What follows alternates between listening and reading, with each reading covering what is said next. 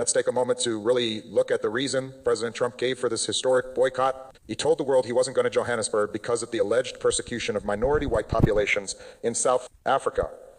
Now, I want to be very clear here. Violence against anyone, anywhere, based on the color of their skin or their occupation is wrong. If there are human rights abuses happening, they need to be called out, they need to be investigated, and if people are suffering, they deserve the world's attention. But here is the hard truth about leadership. You do not help people by turning your back on them. If the president truly cared about the safety of farmers or minority groups in South Africa, the absolute best thing he could have done was to get on Air Force One, fly to Johannesburg, sit down with President Ramaphosa and look him in the eye. He should have brought the evidence. He should have used the immense power and influence of the United States to demand answers and demand protection.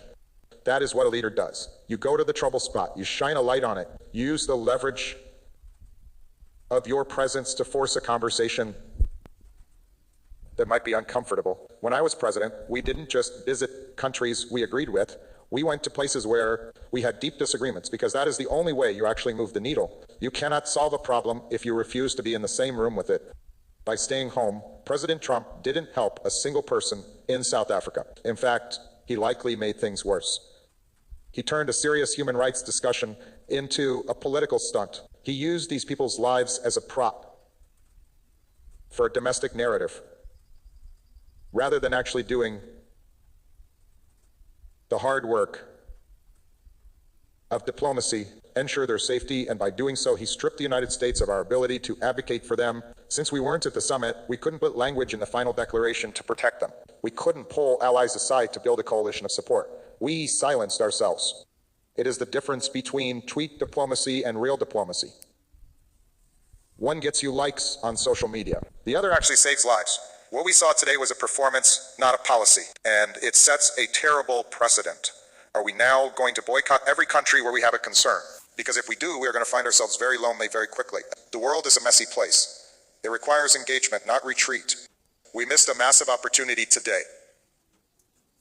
We could have stood on African soil and spoken up for human rights and for fairness for everyone.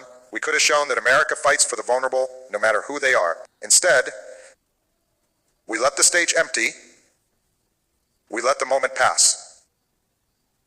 And the tragedy is, the very people the president claims he wanted to defend are now more isolated than before, because the one voice that could have made a difference chose to stay silent in Washington.